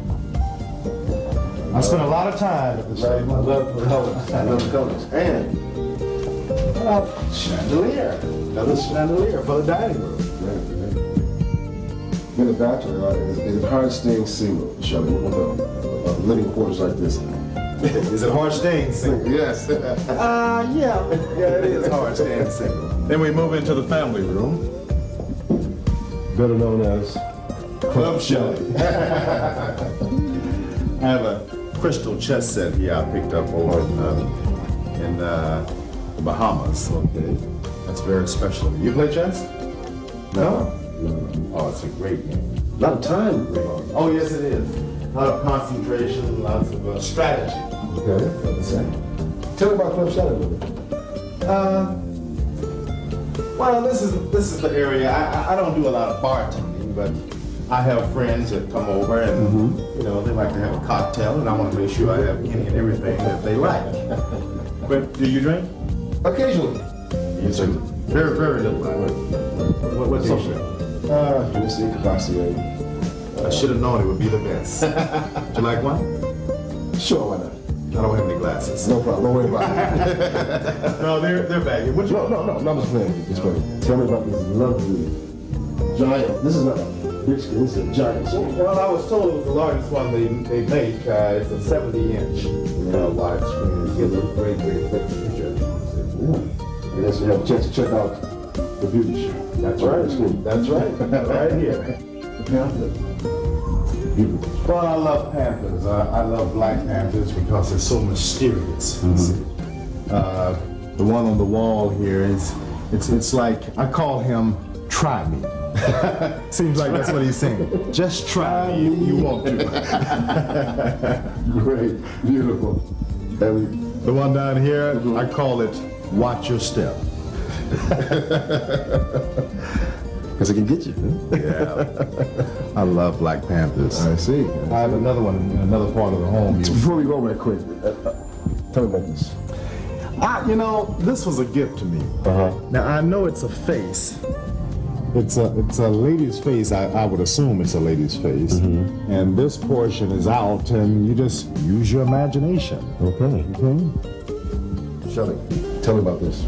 Well, this is just a meditation piece that I have. I'll sit on the bench here and just watch it and watch the different colors and the action of it. And I do a lot of thinking from this piece. It reminds me of something from Superman. Okay. Krypton or something? Yeah, something like that. And this is the living room. Let me turn on the light. Fireplace, huh? Yeah. Fireplace here. There's one in the family room, and there's one in my bedroom. great. Love the view of the pool, I see. This is special to me. This is solid marble. And I just think that's such a nice art piece when I picked it up. This is abstract. Abstract. You'll see a lot of that throughout the entire home. I like lots of bright, classy colors. You know, that golden edge is so classy to me, and I just had to have it. Great. So I took it with me. You're still looking for me, too. Another marble lamp. I'm into marble and mirrors. Can I try this? Sure. That comfortable? Love it. Love it. Love it. This is great. I like this too. I picked that up. I don't know, you know, I forget what cities I get these art pieces in, because we're in so many cities, but I try to bring something with me from different cities. This may have come from Detroit. Okay. Let's go down the hall to see some more bedrooms in the gym. Before we go, I just want you to see this couple getting ready to go out to see the living room. Okay. Or a beauty shop. Or a beauty shop. That's very true. Sure. And you can see I have more art pieces down the hallway. Okay. I love it. This is one of the bedrooms. So how do you like this piece? This is lovely. Yeah, I like that too. Thank you. Thanks. And this is Mom's room. Mom's. It's good to have Mom's at home with you. Yes, it is. It's beautiful. Beautiful. So why don't we go down the hall and look at the gym? The gym? Now you have a gym? Don't forget this bathroom.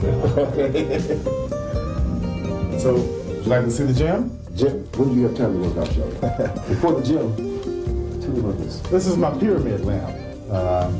I have a mirror, I have them at the office. I hear there's a myth about pyramids and good luck, and I need all the luck I can get. I don't know what the myth is, but if there's a myth, I want to be involved in it. Sounds good to me.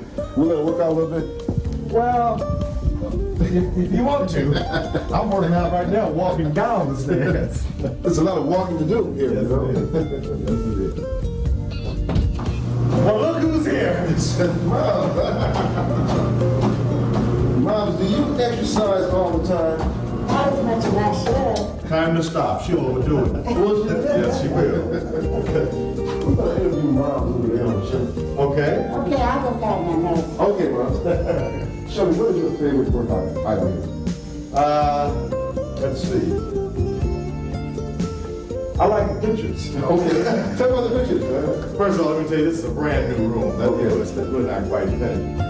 I got these pictures on it. In fact, I did get these in Detroit. Okay. This black art, and I haven't had a chance to hang it yet. See, I think some shutters and things. I want you to know this is a new room. Okay.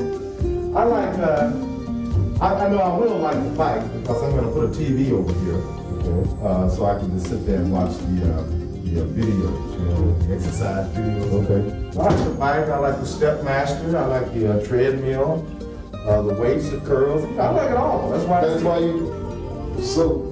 No, I'm not so it's here so I can get in shape. Okay. That's great, man. Yeah, this is a fun room. This is the sweat room. So, how do you work out tomorrow? Maybe 2 or 3 times a week. Yeah. You'll get sore. Got what? Sore. Sore? No. Well, you know, you can't. Yeah, but the thing is, when you get sore, you know you're doing the right thing, I guess. Okay. I need to get sore. I would say that. Well, thank you. We're going to check out elephants. Okay. Still haven't been in my bed. Hey, good to come. All right.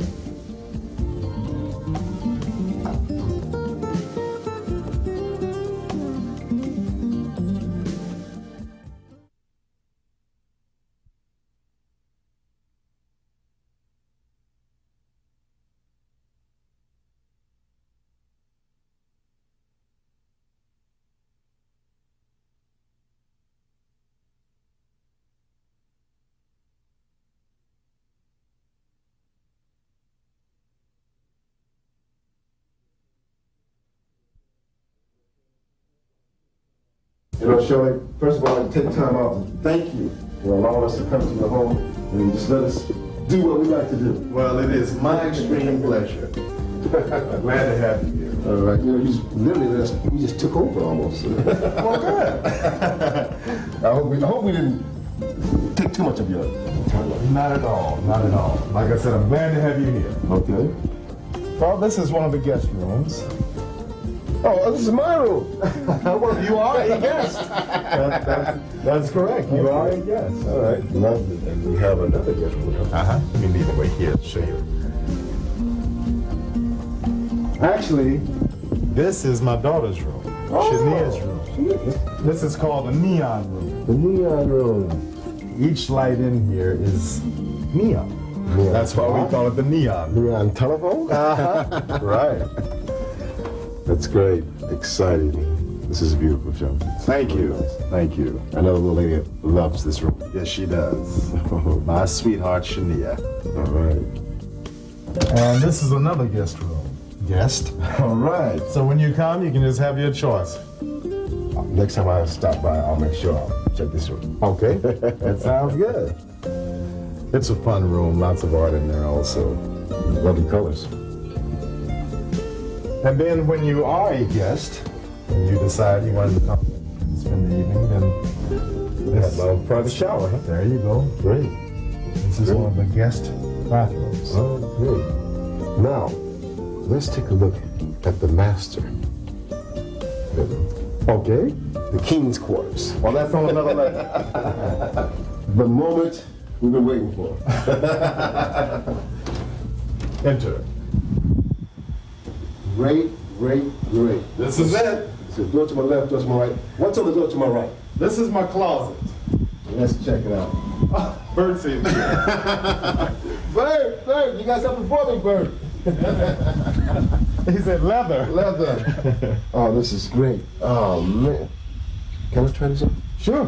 Sure. How about it? Bird takes care of my wardrobe. You think I hold me? Bird, tell me, is it hard dressing Shelly? Yes. He claims to be colorblind. Oh, he couldn't be. I am colorblind. I really am. He's not? Oh. Shelly, I might want to take this back to Detroit. Only in your dreams, RJ. Let me walk around with this one. Call that New York. New York? New York. You notice me and Shelly wear the same. Come on, let's take a look at it. Bring the cameras over there. I mean, this is like a clothing store. You know? He keeps it very neat. Understand you have, for Mr. Garrett, he can have 3 choices. Yeah, actually 4. 4 choices? Yeah, but you'll only see 3 today. Okay. And you are a designer. Yeah, I have a degree in fashion design. Okay. Do you or will you be making clothes for Shelly? I hope so, because he's very talented. Really? Yes. He stays after me. I'm lazy right now. I'm very lazy right now. Okay. Let's look and see what's inside the other door here. Okay. Okay. And, oh my goodness. This is my bathroom. Great. This and is my daughter. There's Shania. You're talking with her a little bit later. Yeah. She's rehearsing for. Yeah, she's one of our lines because they fly out early in the morning during a show. Okay. Now, 3 mirrors. 3? Well, actually, the mirrors everywhere. Yeah, about 3 sinks, should I say? Well, no, they're just 2. Oh, just 2? They're Pullman type sinks, right? Okay. All right.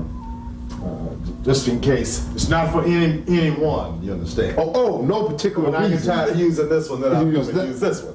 You see Make that perfectly clear. And the shower here. There's my shower. And, I mean, you're a water person? Well, this is the bathtub, which has the jacuzzi jets in it. Yeah, I love that. And I have the leather headrest. You know, you want to just sit down and lean your head back. Now, is this designed for 1 or 2? Well, that's designed for me, and if necessary, 2, whatever it takes. You know what I'm saying? Whatever works. Whatever works. No, 2 can actually fit in there. Okay. Oh, lovely. And white carpet upstairs. Oh, I love the white carpet thing. This is beautiful. And then over here I have the sauna. This is my little sweat room. I told them I wanted them to build me a glass sauna, and they didn't think that was possible because I didn't want to be hemmed up in here. Not that I'm afraid to be closed up. I just didn't want to. I wanted to be able to look out the window and see what's happening. That's correct. Shelley, you have it going on, definitely. Well, thank you. This is beautiful. If I open this and pull it back, then I have a nice view of outside. Oh, lovely, lovely, lovely. Okay. And as always, you have the time around you. Oh, yes. Always have to know what time it is. That's very important. Now let's go into the main part of the bedroom. As you can see, Bert has some attire laid out for me. Okay. Man, this is breathtaking. Breathtaking, John. Thank you. Now, you have the music in the background that we're listening to. Yeah, that's called Shelley's Jungle. Huh? I love it. Now, I see the Panthers here again. I love the Panthers. I told you I had another Panther in another part of the home. Well, this is it. Okay. Okay. Of course, the bed is out of African mahogany. Okay. I'm sorry, African redwood. Excuse me. Okay. African redwood. That's what that's made out of. Another Panther here. Okay. It's climbing down the big screen. Big screen's all over. Yeah, well, I don't like squinching. It's bad for your eyes. You gotta see what you're looking at. That's right. Okay, and over here. And over here I have the hot tub, jacuzzi. Hot tub. Yeah. It's nice sitting in the jacuzzi and then having the fireplace on, having a glass of wine or something like that. You know, it can be very romantic, so to say. Then I will light the candles all around, watch the fish in the aquarium. Very relaxing. Sure. You designed the whole thing, top to bottom yourself. That's correct. I had a good contractor though. His name is Lou Porto. If you ever decide to build a home in Southern California, I want you to call Lou Porto. He's a great guy. I'll do that. I'll do just that. Let's take a look at the tabs. Okay. Oh, this is cool.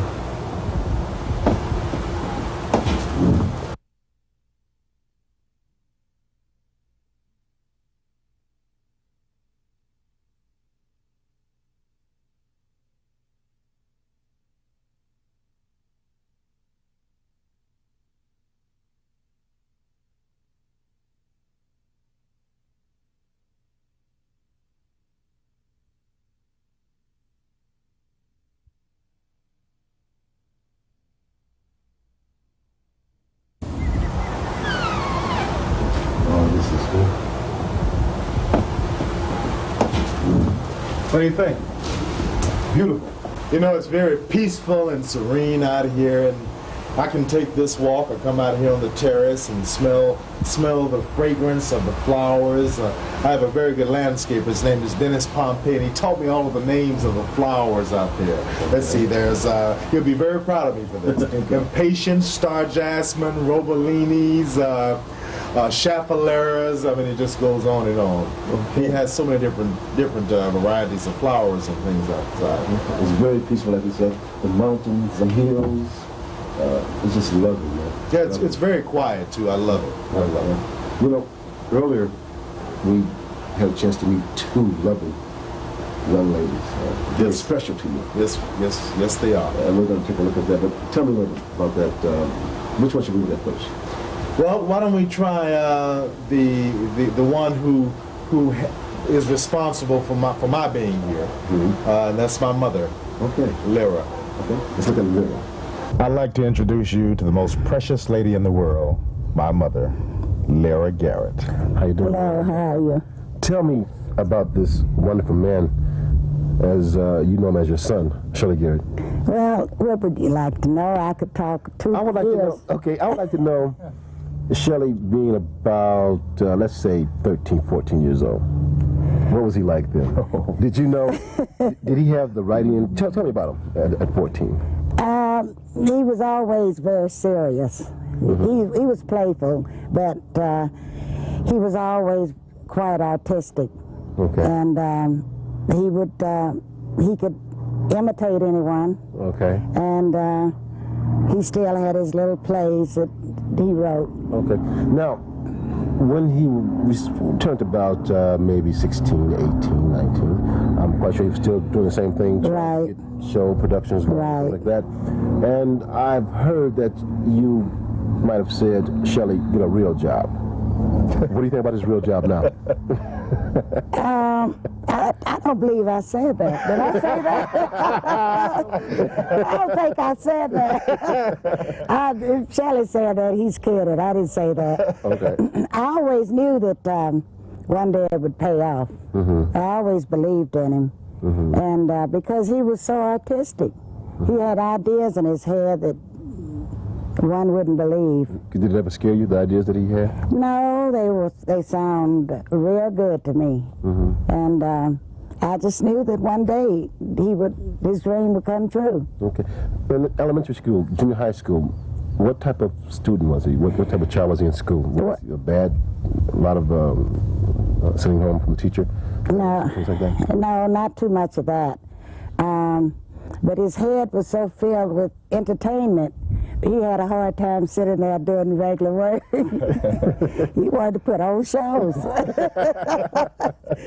That was his whole dream. Did you spank him much? Not really. I really didn't. In the first place, it was too hard. So when I'd get through, when I'd try to spank him, he would run? I'd be out of breath. Now, tell me about that, Shelley. Tongue hanging out. What would you do? Well, she wasn't fast enough. I would, she would go out, you know, the old thing, getting a switch. Well, she didn't have time to get a switch because the trees were too high. Okay. So she'd just go in the closet and get a belt. Okay. And if she could catch me, she would get me. If she could catch me. That was the key thing. That was pretty Catch me, Ma. That's right. Yeah, but he'd get the family dog and stick him on his T-shirt and run with him because he didn't think I'd bother the dog, see? So that was his protection. The dog. He'd jump in the bed and cover up. So it was kind of hard to get to him. Kind of hard to get to. Right. What do you think about the productions now that he's doing on stage? Do you go to rehearsals, or are you ever at, I'm quite sure you visit the shows quite often. Oh, yes. In fact, I travel. Everywhere they go, I go. Oh, that's great. Keeps you... Nicest thing that ever happened. Nicest thing that ever happened? Right. What makes you feel good about Shelley? What do you think about a lot about Shelley when you think about him, when he's not around? Well, he's really, Shelley is really one of the nicest sons a mother could want. If I had to make a son to my own specifications, I couldn't do any better. He is really good to me. And there's just nothing I can think of that I could ever want that he hasn't given me. The name Shelley, how did you get the name for him as a child? I had a friend with that name, and I liked it a lot. I thought it was rather different than John and Paul and Tom. So I went with Shelley. Shelley. How do you feel about that, Shelley? I love it. Love it? I love it. You know, we've already talked about I'm very untraditional. Right. To have an untraditional name works for me. I love it. Okay. He has a little trouble with it, though, because he has to, a lot of times people think it's a girl. Oh, I had to fight all through school now. Because of your name? Oh, yes. Oh, yes. But it's all right. Now you're fighting all the way to the bank.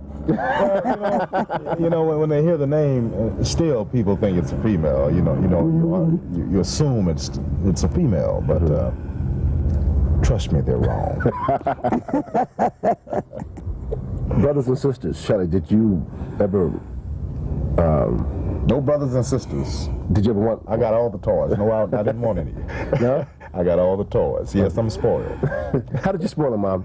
Tell me, how did you spoil him? I guess probably acceding to all his wishes, and he always said from the time he was 3 or 4 years old he didn't want a brother or sister. Oh my goodness! He never did. I didn't want to share that love, you know. Okay. As a child, Shelley seems to have had a great upcoming. I guess we would bring that back to Mama. Did you bring him up in church a lot? Yes. He's a lovable person.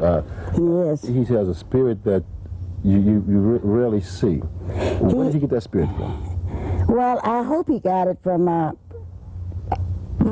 from being in church and being around decent people and good people, and he's very loving and very giving. He's always trying to help someone. Was there ever a time in life you thought he might have been strained the wrong way? Never. Sit down and talk to him. I don't want to make him sound like a god, but if he had started on the wrong track, I had a belt that could really talk. So you're on the wrong track. This is the track you should be on. This is the right track.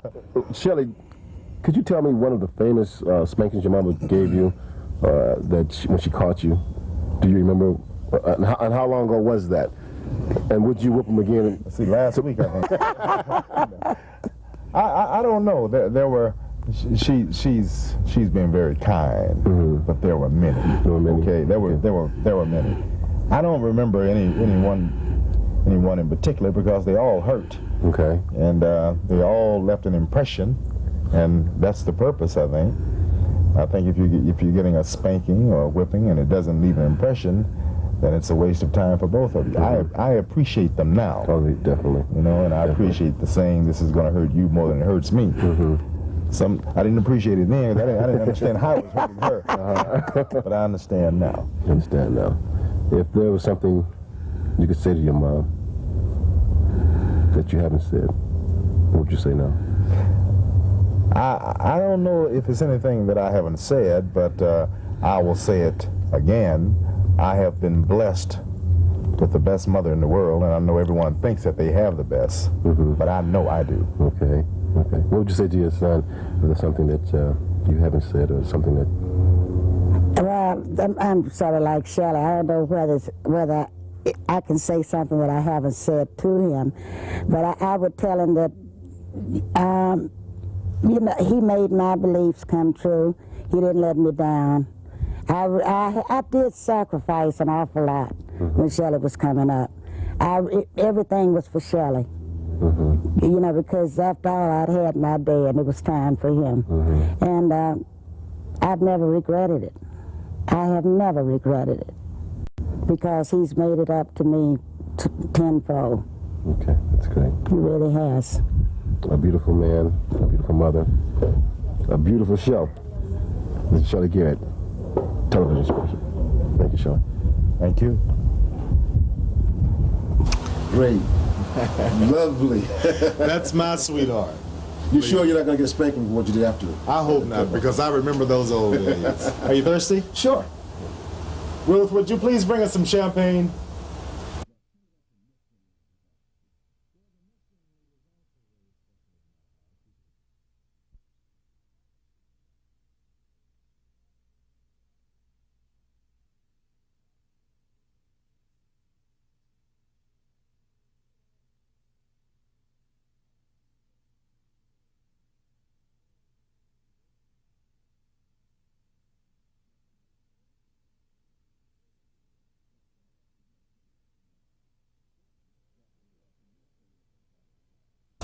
Now, tell me about the next young lady we're about to see.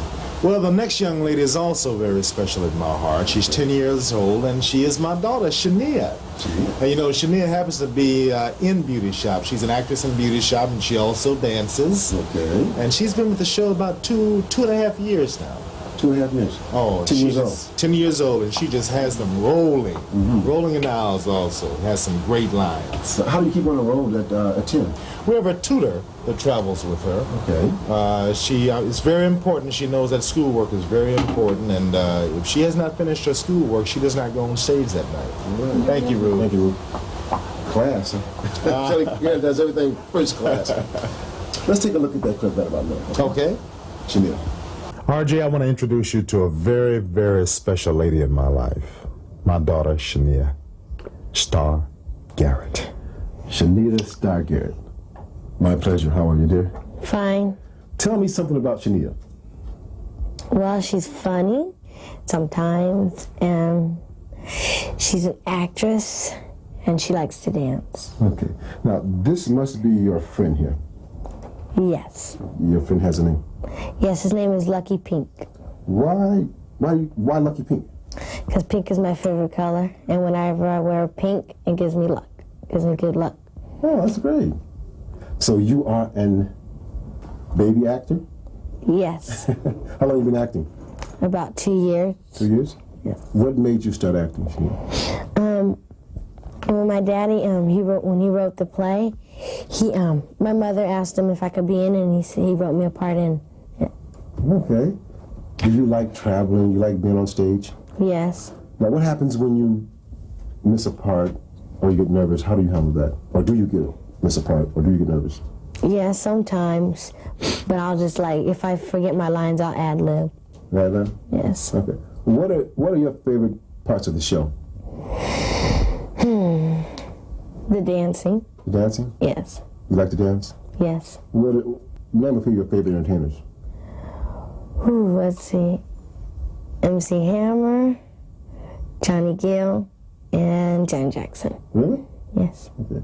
What do you want to do when you grow up to be about 21? What are your plans? I want to act. Act? Yes. Drama, comedy, or what? Comedy. Comedy? Yeah. What do you do when you're not on the road, when you're not traveling, when you're not flying all over the country? Well, I come home and go to school and play with my friends. Play with your friends? Yes. Okay. What type of video games do you play? What type of toys do you have to play with? Nintendo and Barbie dolls. Barbie dolls? Yes. Why do you like Barbie dolls? Because they're fun to play with. They're fun to play with. Do daddy spank you often? Yeah, sometimes. Really? Is that true, Dad? That's true. But it's not called for too much. She's a good girl. She's a good girl. Mm-hmm. What are your plans for her, Shelley? What would you like to see her do when she gets to whatever she chooses to do in life that's legal.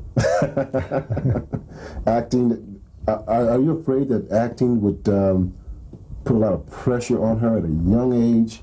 And once she become, you hear a lot of child stars, the problems they go through. That's true. As they get older. Mm-hmm. What are your thoughts about that? Well, there's a lot of pressure on her now. I mean, she's in a hit show. She has a very good part. A lot of traveling. She has to, still continue with her education. She has a tutor that travels with her, but we keep a close eye on her. It's a good cast around, and everybody looks out for her. You left out the important part. She has a very famous father. She has a father. A very famous father. Okay. Well, I'd like to think so. Thank you. Okay. Thank you. All right. Now, high school, college. What are your plans there? Shelley. I should ask Shelley that maybe. I would like to see her. Well, I demand that she gets a very, very good education, and her mother feels the same way about that. Mm-hmm. It's a must. This entertainment business can always be there. I mean, it can always be there with me because I can take her out and put her in, Mm-hmm. But she must get that education, and she must do well with it, and we're very serious about that. Mm-hmm. So this is not a game. It's yes, you're in a show. Yes, you're entertaining America, but you can't do it without an education. You can't do it ignorant, okay? If you're going to go out and make this money, you have to have an education to be able to count it. Okay. Exactly. Okay, when she grows up and she's doing these contracts, I might not be around. She has to be able to read them and understand them, okay? Mm-hmm. So that education is very important, and she knows that. Okay, Sheila, what are some of your favorite subjects in school? Math and spelling and science. Science. Do you ever ask your dad, can you drive the car? No. You ever want to drive Dad's car? Yes. Would Dad let you drive his car, you think, around the lot here? No. No? Okay, Shania, I want to thank you for inviting me to your lovely home to meet your lovely daughter, and it's been a lovely event for me, Shelley Garrett. Thank you. That's my heart. Lovely Shania. That was great, man. She's a sweetheart. She really is. Good. Shelley, the weather's so nice tonight, and it's a lovely day, and everything's been happening this evening. And I've been admiring your pool all evening. Okay. May I impose on you, sir, to take a dip in your lovely pool? You want to get wet? Why not? Let's go. All right.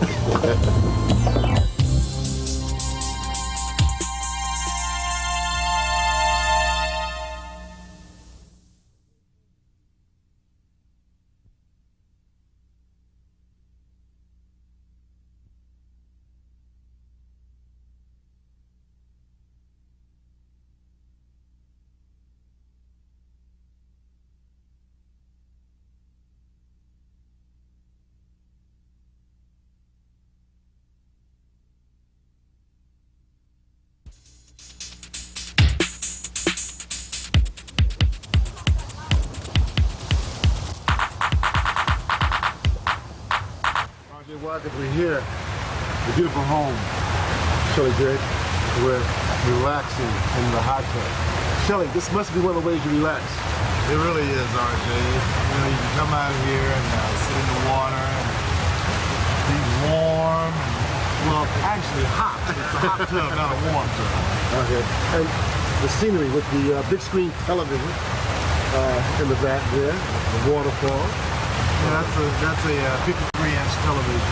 Okay. And I wanted it large so when I'm here, you know, that's a long ways away. I can still see what's going on, and we have the speakers piped in all through the yard. So I can hear what's going on. Shelley Garrett. Let's talk a little bit about your hobbies. Okay. What are some of your hobbies? I like playing chess. Okay. I like quiet time. Okay. You know?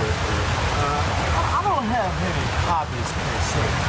I guess, I don't know if I want to consider writing a hobby, or is that a profession?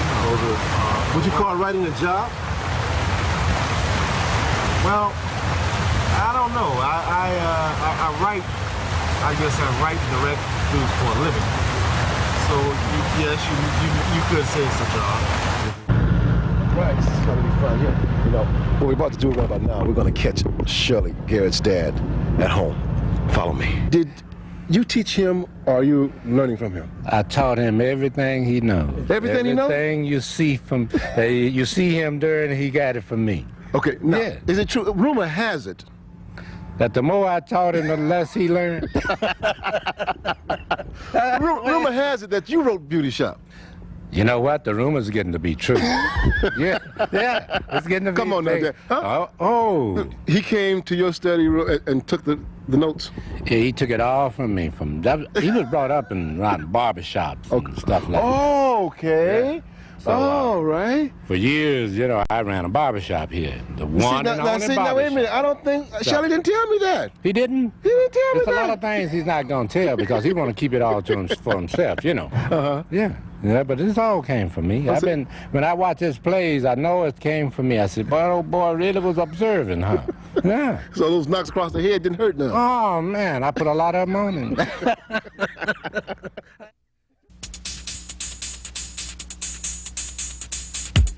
Shelley Garrett.